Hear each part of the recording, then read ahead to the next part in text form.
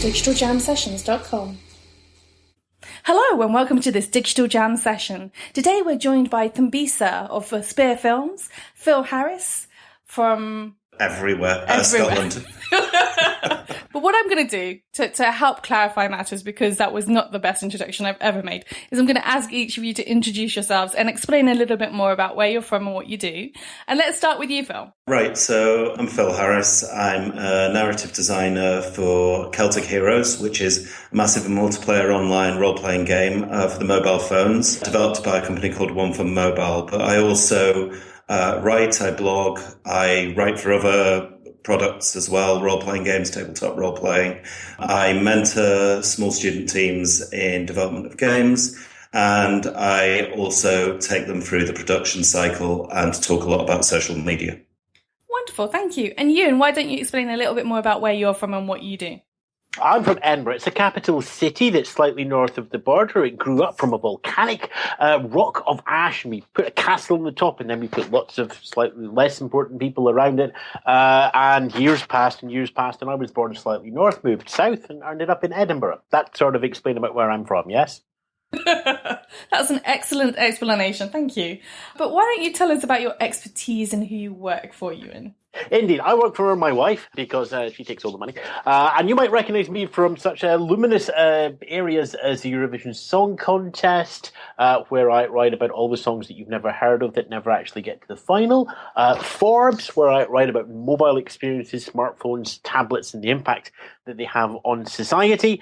And various other places, including local radio here up in Edinburgh, and with the Edinburgh Festival coming up soon. It's daily chat show among go, as people come in and pitch their wares to me for their 1 hour Showtime spectacular that they hope will put them on the third seat on a panel on BBC Three's Don't Forget to Tell the Toothbrush Ghost at the Mummy's Dead panel game quiz show. That was a mouthful. And Thembisa, why don't you explain to us what you have previously done with Spear and what you're up to at the moment? So I work with Spear Films. I work in film development. Spear is a production company which works in the independent sector. Most recently, we produced a film called The Salvation, which starred Mads Mikkelsen and Eva Green. We also did a film called Young Ones, which was a film with Elle Fanning, Nicholas Hoult, Michael Shannon, and it was a post-apocalyptic indie that premiered in Sundance. I've also personally worked with an organization called Stellar Network, who sort of specialize in bringing creatives together from theatre, film, games, and tech. And so I've always been very interested in this crossover. I'm from South Africa, which you may or may not be able to tell from my accent. And I'm also very interested in the mobile market in Africa on a very tangential side. I'm not actually working in it, but there seems to be a lot that can be done there. But my real expertise is in story development, screenwriting, and film. Wonderful, thank you. A truly international group of guests today. So today we were going to discuss the notion that actually I'm very interested to take a closer look at the future for mobile content development and mobile storytelling in the context of film development and game development. And the reason why I say this, and guys, you can choose to agree with me or disagree with me on this, but this is my general experience and perception, which is that in the games industry, what we find is that there is a real desire to create these mobile companion apps, which are generalistically a much restricted experience or a much smaller experience than the game itself, because obviously they are not the full game. They are an extension of the game on the mobile device. And then with film development, what we tend to find is that with most films, there is kind of an afterthought, usually, to develop some form of game, whether that is a full console game, if it's a big budget creation. If it's a smaller film, it tends to be a mobile gaming app of some sort that's kind of bolted on as an afterthought. But generalistically, these aren't done as necessarily concurrent development projects. They're very much after the fact. And so what I wanted to talk around today was really what we think the future of mobile will be to these industries and to the development process that we see emerging for film and game. And Because I know that Thembisa, you have kind of an interest in this crossover medium and this grey space between. I want to start with you and your thoughts on what you think mobile brings to the party. Yeah, so I think, as I just mentioned, there is a huge interest in both industries, or all industries, like film and games and mobile. Obviously, there's both a creative side and a market business side. So I think from the market side, that's often when the film industry gets interested in these other industries, is when we go, hey, they're making a lot of money. How can we get in on that? And specifically looking at it from the perspective of Africa, we know that there is the mobile phone content will reach a much, much broader audience than, for example, cinemas. You have a tiny one cinema in Zambia, and yet everybody has a mobile phone. So as content creators, and people who want to share stories, we just see an opportunity there. But, at the moment, I don't know of any examples of people successfully using it, except in the way that you've already described, as a kind of bolt-on marketing tool where you add to your film property with a mobile app or a mobile game that you then say relates to the intellectual property of your film somehow. So, from your perspective as a game designer or a narrative designer, do you think that there is scope to holistically draw in this platform? Yes, but it involves time. Celtic Heroes, the game that I work on, it's a massive multiplayer online role-playing game akin to World of Warcraft, and it's huge. I mean, it's a really, really big game, which you can download on your mobile phone. It has a narrative story that goes all the way through the game. It's something that we are constantly working to improve, but realistically, on mobile devices, there has to be a certain understanding of the visual aspect of storytelling versus the word aspect of storytelling. This comes also to localization and globalization of your product, because a mobile app, as Thembisa said, is global. It hits everywhere, unless it's restricted by a specific country, but we won't go into that. And so there's a lot of function there, but what happens and what has predominantly happened with mobile apps linked to films or TV series is that they have gone into development far too late, and the development cycle for a game tends to be far longer. So you see things, apps which relates to game shows and programs of that kind, and they're really, really successful, but that's because the rules of the game show are set, and they're far, far easier to incorporate into a mobile platform. But for something which is where you possibly want to tell a story beyond the story that's in the film, a prequel to the film, there's a game of the Warriors, the famous film, which is a prequel to the film itself, but was written a lot later and also had a lot of development time put into it and feedback from the film industry. So a lot of these things have to be taken into account, that games production and film production work on completely different timescales. So do you think then that there is this kind of convergent future, if you like, for the development of both film and game storytelling, in as much as, and I'm pitching this one at you, Ewan, in this generalistic landscape of gaming, most of the game IP does have this really rich, detailed history, this huge story of this massive universe that, as a game player, as a player within that universe, you're exploring a very, very small dimension of that universe. And so there's tends to be this really rich and diverse story to tell around the rest of that universe. But that's not necessarily so much the case with film storytelling.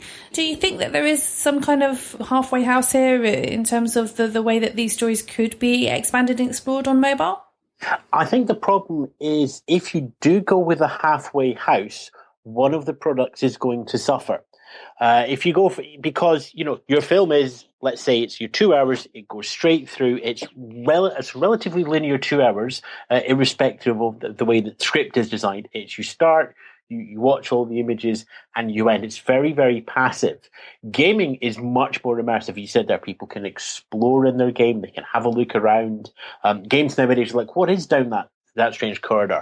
And it really is a matter of choosing the right tool.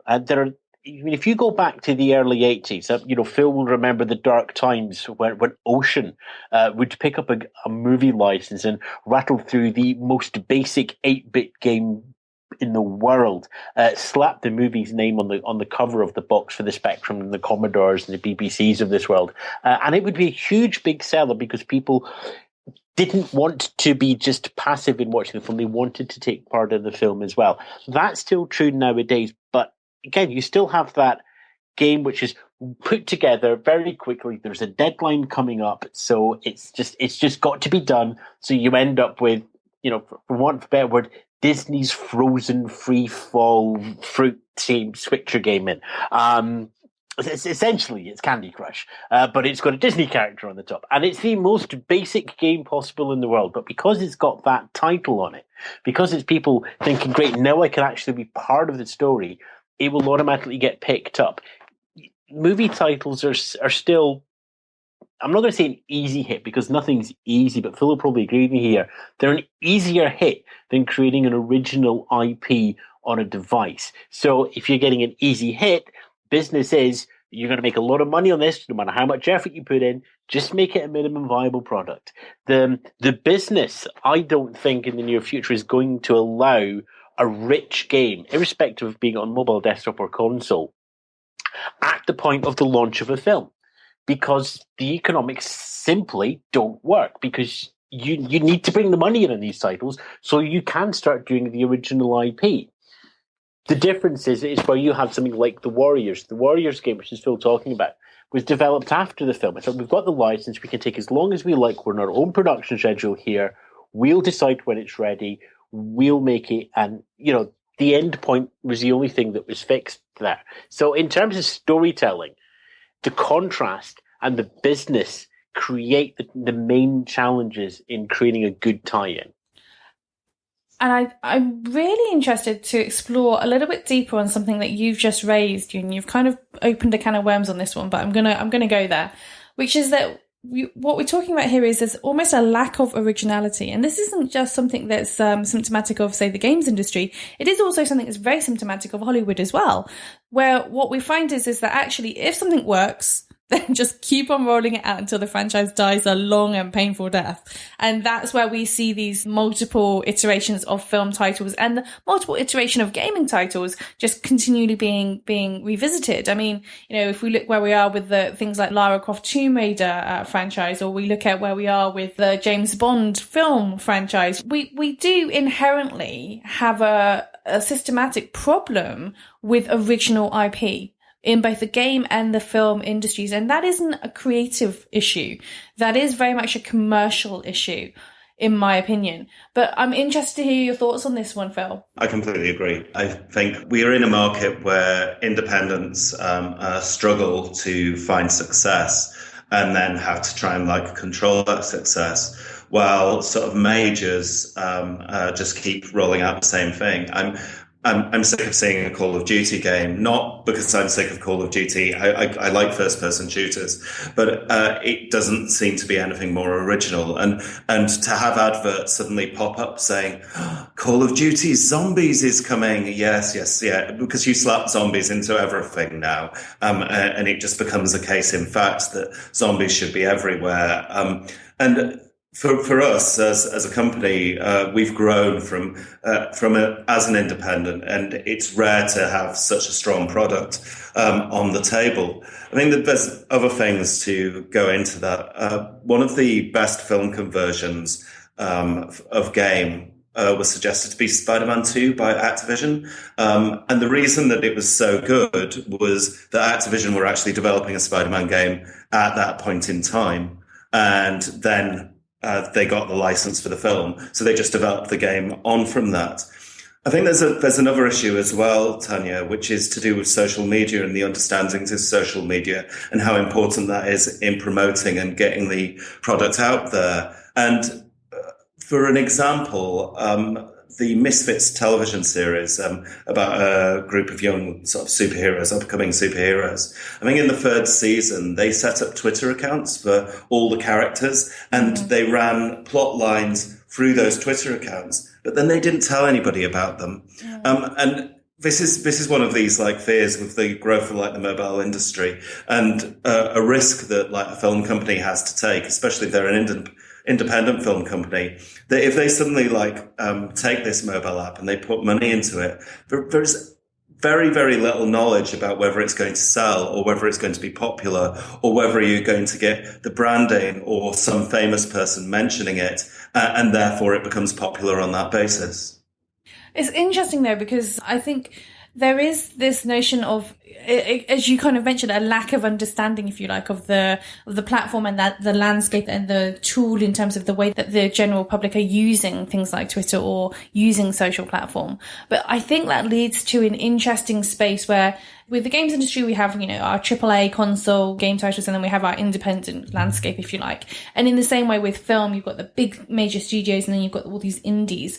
And I do think that there is this interesting space on the lower end of this spectrum for independent, whether it's studios of film or game, to really get ahead of these big mammoth studios by understanding these social platforms and understanding the way that audiences actually want to consume this entertainment. And Fambisa kind of referred to something earlier, which is actually quite interesting in that, when you're looking at a population like South Africa as for example, you have this limitation of one theatre where you will be able to see, a film in the cinema, but you have everybody with access to a mobile phone. And so actually for the smaller end studios who are able to understand how people are using these very personal devices, this mobile phone that's become an extension of us and our personalities. If we understand how best to articulate our content in that context, actually we have a very good chance of being more impactful than, say, a big major, movie production or game production. I mean, what's your sentiment on that, Fambisa? I think that when you're generating original IP, it can sometimes work. It's just that it usually goes from one platform to the next. So when I, as an independent filmmaker, generate completely original IP, I'm going to start as a film first and then see if it works. And games have done that on the other side. For example, The Last of Us and Heavy Rain, both very successful games, which I think are original IP as far as I understand, and are now being made into films. So I think maybe you're onto something into saying, maybe we don't have to actually tell the stories straight onto in the medium of like mobile gaming, but maybe being able to reach people through that medium somehow, just being able to reach them will help drive them to see the film, if it's a film, in another space, or, drive them to a game. So it's almost, I think someone was saying earlier, you need the right tool for the job. I wouldn't be sure that you can necessarily adapt all stories for all platforms, if that makes sense. Absolutely. No, I understand exactly where you're coming from. And I think the interesting thing, and you can probably speak to this more accurately than anybody else on this call, because you kind of do a lot in this space, but I think we've come to this interesting point. And one of these statements that I make an awful lot when I do conferences or whatever is this notion that actually we as individuals at any other time in the history of mankind have never been as outnumbered by screens as we are now. In our day-to-day lives, we have more screens around us than there are people in the world. We've got our TV, our mobile phone, our tablet device, our laptop device, our desktop device, the cinema, the advertising screens that we see. We're seeing an average of at least 4 to 5 screens in our everyday lives. And that really does give the storyteller or the entertainment a huge, vast array of different ways in which to contact us and not necessarily tell the entire story on any one of those individual screens. But if we look at this kind of native digital or whatever, phrase people want to use these days, but if we look at this digital generation and their expectation of content, they don't necessarily expect that content to all be in one place. They don't expect to get the whole story from one experience on a specific platform or console. They expect to be able to explore wherever they are, whatever platform, whatever environment they're within. They expect to be able to just pick that story up and continue with it. I'm really interested to hear your thoughts on this one, Ewan. Well, I think there's two issues there, and I'll address the screens issue first and then come on to the ubiquity question. Yes, there are more screens. To paraphrase Cory Doctorow, we are watching more media off more screens by more people every single day. The problem is not the number of screens. The problem is the number of gatekeepers. Because at the moment, off the top of my head, you've got iTunes, Google Play, Amazon, arguably, and the mystery formula that powers Netflix's recommendation engine. And yes, there will be other ones in there. Obviously, here in the UK, we have the BBC iPlayer. But all of these will actually throw up, we think you'll like this. And there's an opacity to that. You know, it's like, well, okay, are you telling me that this is the best thing for me? Or are you telling me this because Marvel has just dumped a huge advertising budget on your portal and you want to make sure that they get a return? So there's a huge distortion effect.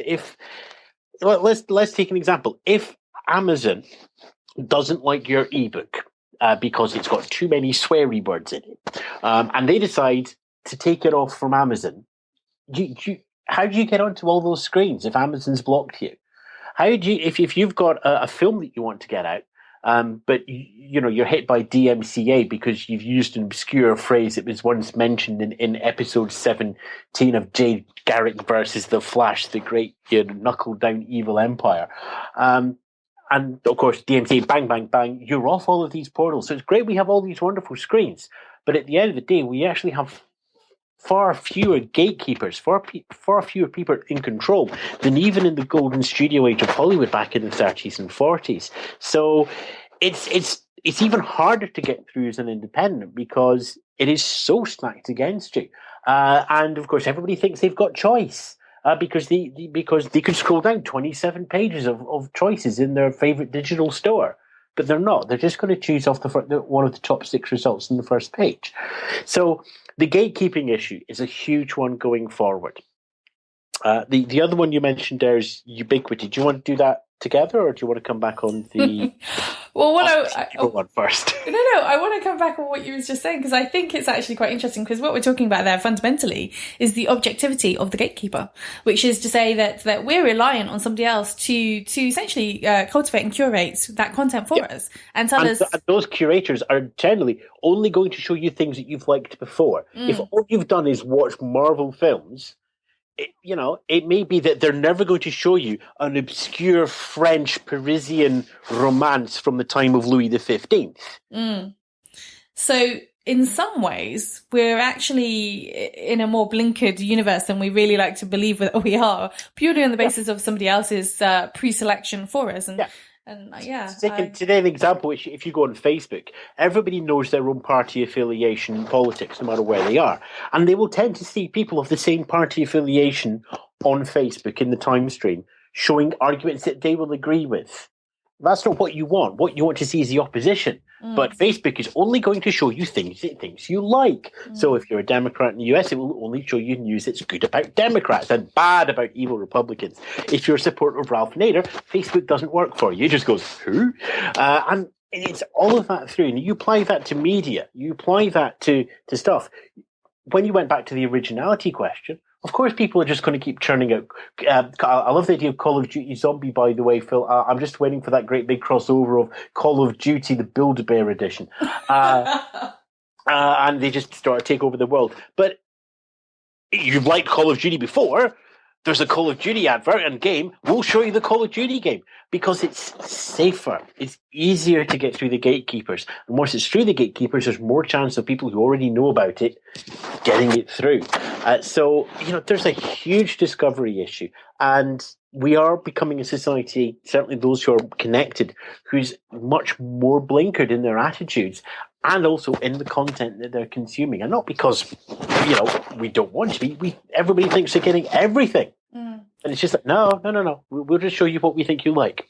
With the risk of possibly kind of going slightly off rail here, but I kind of also think that in adding to what you're saying here is this notion that we're becoming desensitized as well, in that, we continue to see these repetitive adverts for these things that we liked at one point or another.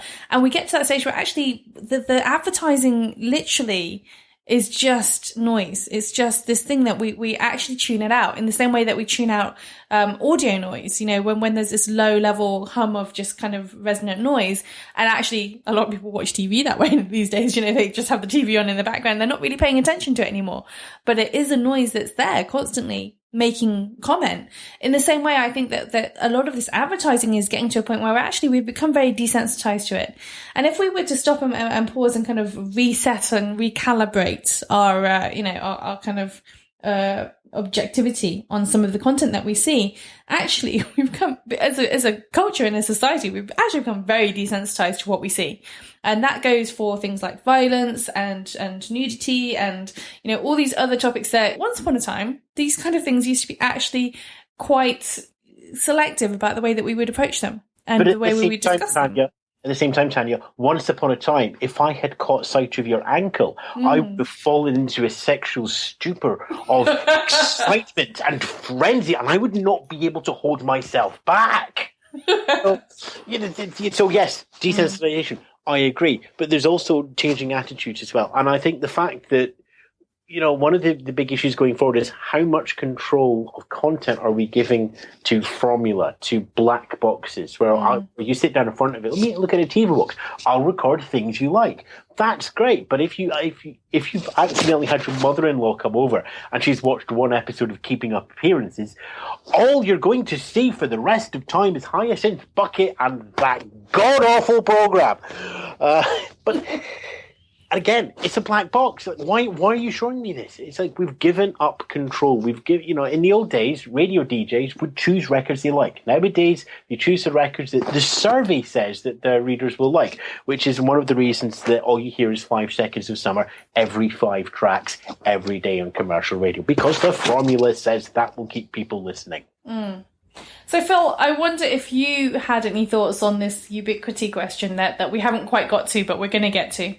One of the things that I used to say in talks, which I can't really do, is that if you throw anything out there nowadays, it's you're throwing it into 50 Shades of Grey. And I don't mean any type of sadomasochistic nightmare. I'm talking about the fact that it's really, really hard to get noticed just because of what Ewan was saying, this massive amount of content out there.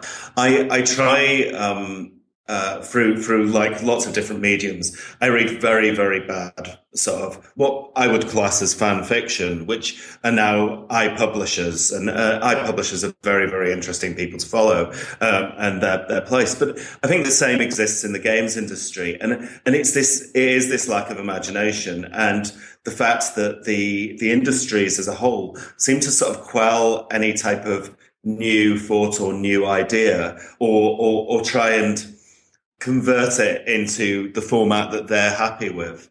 Nintendo, a really, really good company for playing about with new mechanics and things like that. That game company who did Journey, absolutely, it's a narrative tour de force with no words in it, are fantastic. But for me, often when people sort of talk about sort of what's the last thing that made an impact on you, it really, really like stood out to you, I keep going back to the Blair Witch Trial project, something that fooled the media and the news, something that where has the ingenuity and the imagination gone? Because I see it in independent films, but I want to see it in my day-to-day reckoning, and some of the stuff that Ewan talked about the fact that we get fed the news we want to see. The new BBC application, the BBC website, which is a disaster in my books, automatically is trying to say, what type of news do you want to see? Because then we want to sort of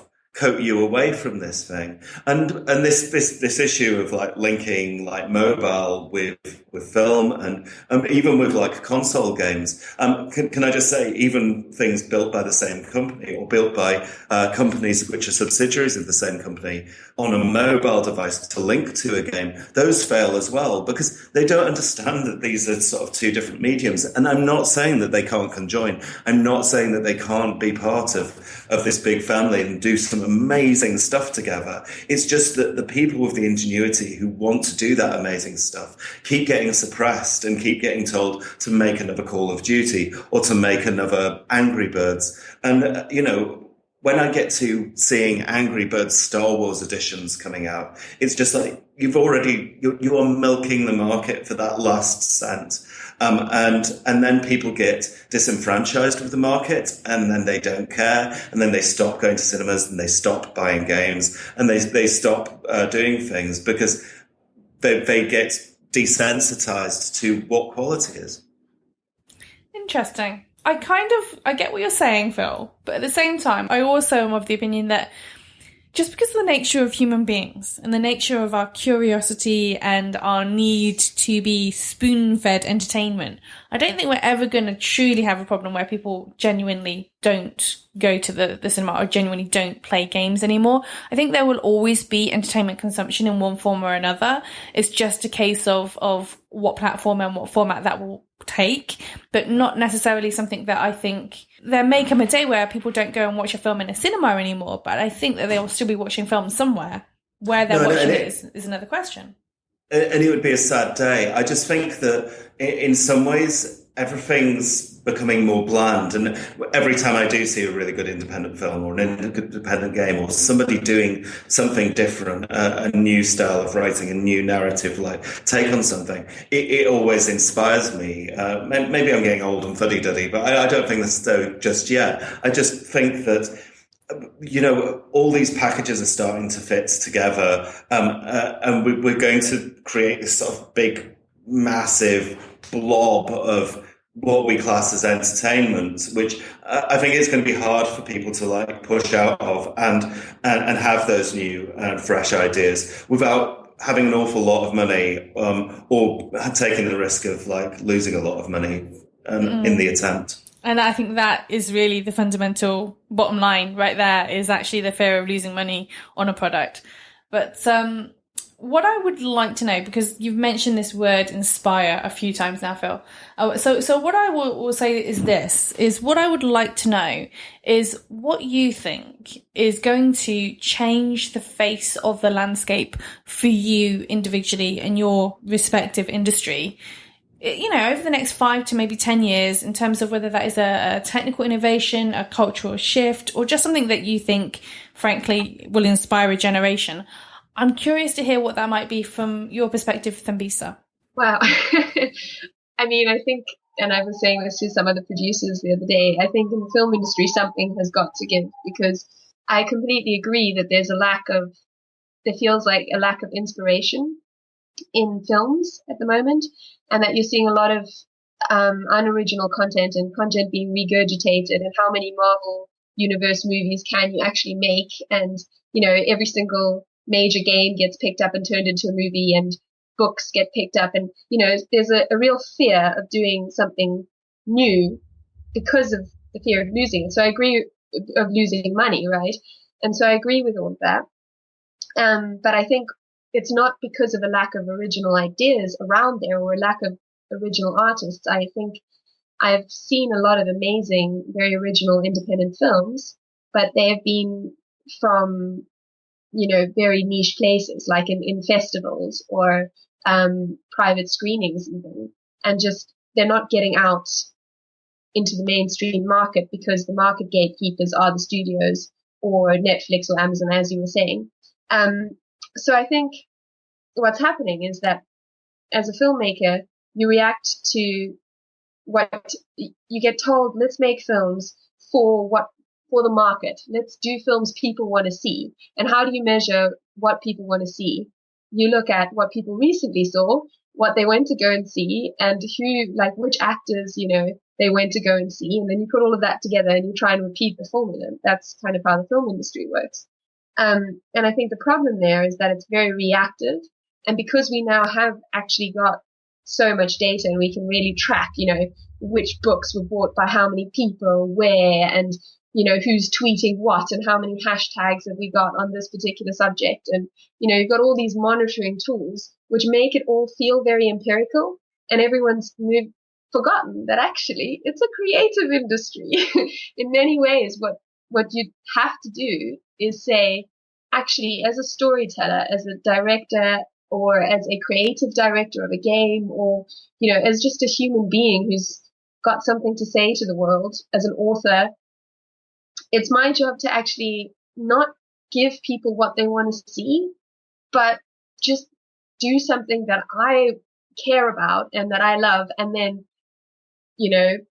hopefully people will respond by wanting to see that after it's created. And that is more of a risk. But I think, in a time when it was harder to monitor statistics, people had to rely more on their own intuitive understanding and their own creativity. And I think if we can somehow move back towards that across all these industries, and start to maybe focus more on the creatives behind these things. So the writers, the directors, rather than the property itself. So rather than looking at Star Wars or Call of Duty, you look at who are these people who are really creative. And I think maybe that would help. I don't know, but that's my hope.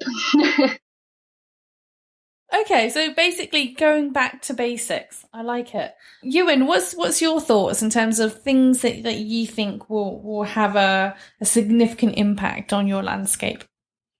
I think there's one thing, and I'm going to be very, very positive and cheery, that is going to drive the industry forward. And I'm not thinking 5 to 10 years' time. I'm thinking 20, 25, 30 years' time.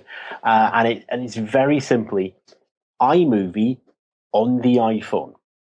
Right now, there are children out there, countless children, even more teenagers, who with an HD camera in their pocket that has a full film editing suite that they can film, edit, upload to YouTube, Vimeo, wherever, and it's available for their friends to watch.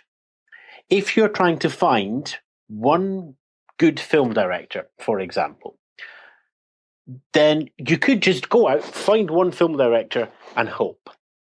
And if you're lucky, you get Michael Bay. You could get 100 film directors, sift through them all, and get one. But in that process of finding that one really good film director, you'll probably find 3 Peyton Reeds who are very good at doing sort of old spoof Doris Day Rock Hudson comedies given with a modern tinge that will likely star Christina Ricci. So you will have found one great director and 3 average ones.